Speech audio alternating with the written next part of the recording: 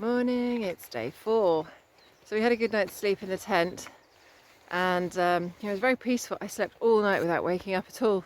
Must be the noise of the stream, despite the slight threat of farmers turfing us off their land and stuff like that, because we were right next to the road. The road was just on the other side of that stream, on a corner, so we would have been pretty visible, but hey, it was quite rainy, quite foggy, so I guess it kind of obscured us a lot. We just walked up the hill. That's looking back at Grasmere. Look at that. We've just been greeted with these clear skies. There's even sun on that mountain in the background. So we walk up this one now, and it's still before 7 in the morning. We packed up really, really early, and we're already underway.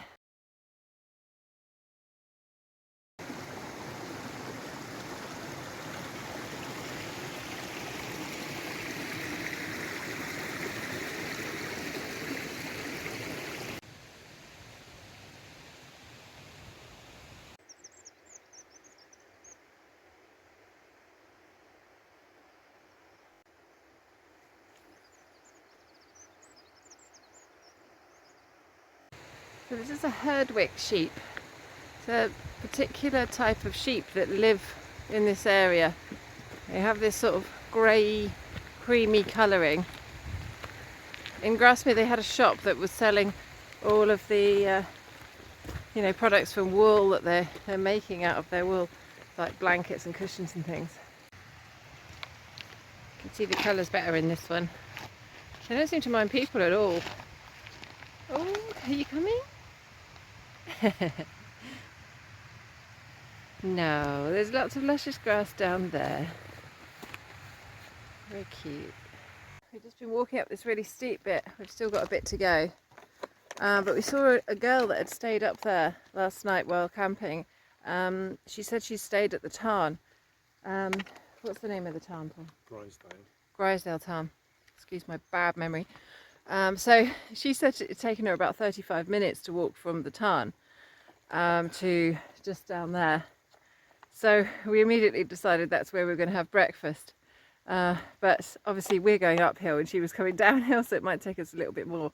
But now we seem to be like we're about to walk in the cloud, so I'm just hoping that the tarn isn't in the cloud, because I don't want to have breakfast in the cloud, you know. But this is so pretty. You can see the path down there that we followed. There's the water in the middle and the path along the side there. It's just stunning.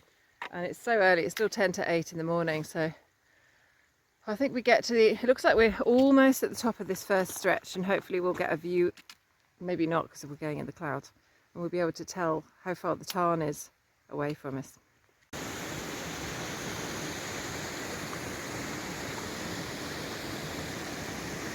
Gosh, I'm properly knackered. Excuse my language. And napping now in the sun. Still got a little bit up, but apparently it's just here. I'm really missing that I haven't had my breakfast, you know. I need some energy in my legs. I think I used up all the pizza from last night. Paul's taking his rucksack off, so maybe I'm just nearly there. I wonder what it's going to be like. That's so lovely. Oh, and it's all clear from cloud as well. What an amazing breakfast spot. Grisdale Tarn. Look at this for a view for a breakfast spot. This is amazing. And we've just seen basically everyone that was camping here tramp off. So we got the place to ourselves. That's the direction we're heading, on the same side as the tarn here. This is where we wanted to stay last night, but it was just too far for us to try and get to. So we found 2 rocks, nice rocks to sit on, and we're gonna, somebody's left some banana skin everywhere. It's not very nice. I'm gonna have to try and take that with us or something. But we're gonna cook up some breakfast here and enjoy.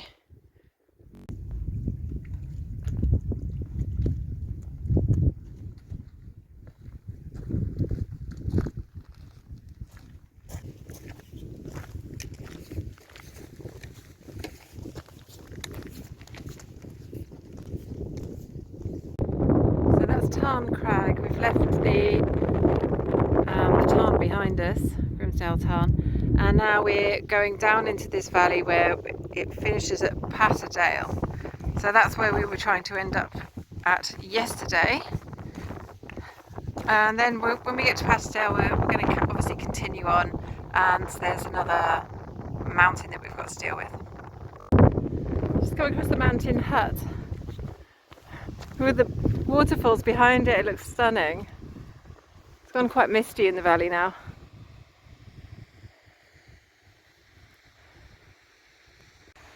So we tried the door to get in, but it's all locked. So there's a mountain hut that could be useful if you get in trouble, except who knows why it's locked. Why is it locked?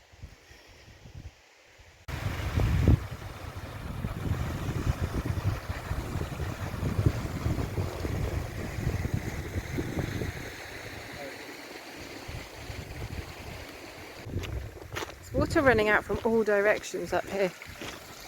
Another stream. A few cows roaming around. Look at that one, it's super fluffy. The brown one. Go and give it a hug. Got like little tufty ears on these ones.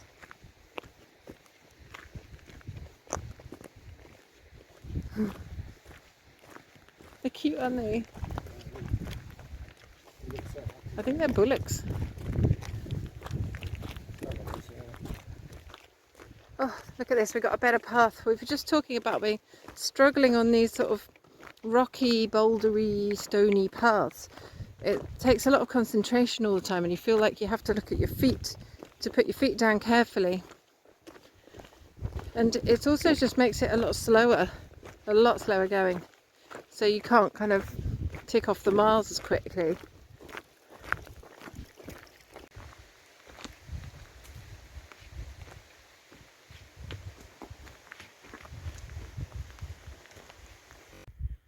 Getting nice views of Haweswater, and the first houses that we can see that are in Patterdale down here. Paul's just taking some nice photos. So we're just leaving Patterdale. I just came across these little figures, look. This one's sticking his tongue out at it. Now leaving Patterdale. It's so beautiful around here. I can't stop making little footage and taking pictures. We thought it started to rain, but there's a lot of little fish making ripples in the water. Back up into the mountains. Next thing is Kitsy Pike that we're going over, and then we're going to just see how far we get basically before we stop today. It's now about 1:30. So we've got plenty of hours left in the day. But the weather forecast says we're expecting rain about 5 or 6 o'clock. So it'd be good to try and do as much as we can, at least get over the high bit before the rain kicks in. We've just been walking on this really high path going up, and now we got the reward of this amazing view. But I just noticed some people walking on a different path below, and then realised that that was the path we're supposed to be on, but luckily it seems to have joined up with the path we're on, so we're on the right path, thank goodness. We don't have to scramble across or down or something to get the right direction. Looks like I don't know if that's a reservoir or a tarn over there. I haven't looked it up on the map. Takes your breath away, this view.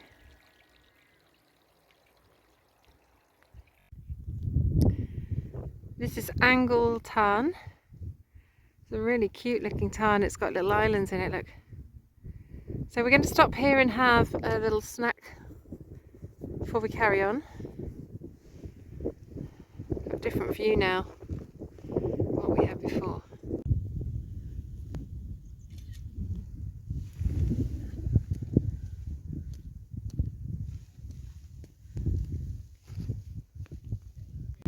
So we're back up high again after leaving the tarn back there. Can you see in the middle there's like this misty kind of flat mountain? We think that's the one that they call High Street. So we're going very close to it. We're basically going to the end on the left, and then we go over the other side towards Kitsy Pike. So we're expecting some weather to come in. It looks like it's sort of doing that now. It's spitting a tiny bit. But we're not hugely far away, are we, from where we want to be? If we 4 kilometres or something. 4 kilometres. Yeah. Doesn't sound very far, does it? So, but when you've got really steep up hills, we could do 2 kilometres an hour, perhaps. So it's now about 5 o'clock, just before 5 o'clock. So we're basically trying to get to Hawes Reservoir with the idea that we can camp next to it before it starts absolutely bailing it down with bad weather. Hope you can see alright. I'm actually filming this with my waterproof case on my phone because it's raining. So we've just been following in the mist now this path along the wall, and we were looking out for this junction, which is quite an important one because we have to go this really sharp left now. We've had 2 birds just following us in front, showing us the way to go, which is really cute. They've just been leading us along the path until they got to this cairn, and then they landed on the cairn, and when we got to it they just flew away, so they stopped leading us, which I just think is lovely. So we went over Kitsey Pike, but it was too misty to film anything, but now the cloud seems to have lifted a bit, mainly because we've gone down a bit, and now we've got a first kind of view of Haweswater. It's a very long reservoir, about 6 or 7 kilometres long, and that's basically where we're hoping to stay tonight. Just find a little spot by that. So we've just got to go down, down, down, down, down, and then just look for a place.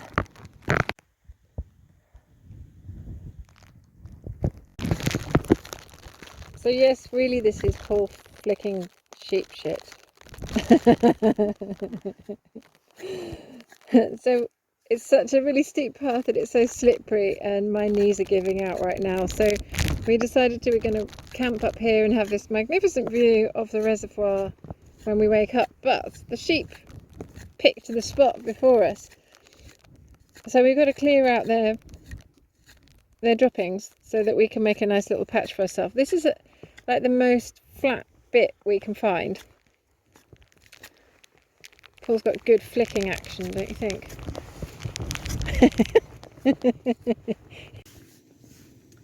So as you can see, we're in the tent.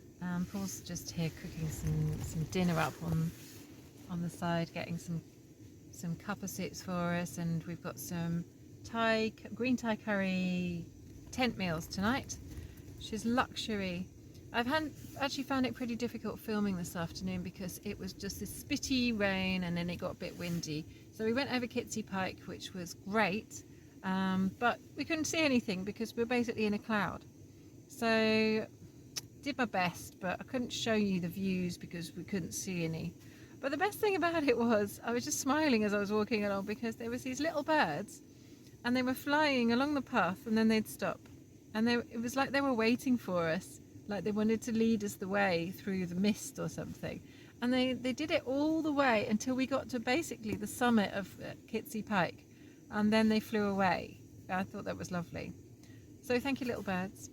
Appreciate your help there. Had to get quite warm when we got inside because I got really wet, you know, from the sweat from going up and then the rain.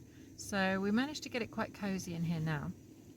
I thought, well, just before we have dinner, I'm just going to share a new bit of kit with you. So I don't know if you've been following me for a little while, you may remember that I had an inflatable pillow on my last trip, and it got a puncture and it kept deflating, which I was a bit disappointed about. And as a substitute, I started using my buff, tying knots in the end of my buff and putting my jacket in it, which was fine, but I found it a little bit too hard and a bit uncomfortable for sleeping. So I treated myself to a new one. So I've got this one by Life Venture, and it's got a little cover on it, and it's the most comfortable one I've ever tried, actually. Oh, sorry, not Life Venture, Hike Venture.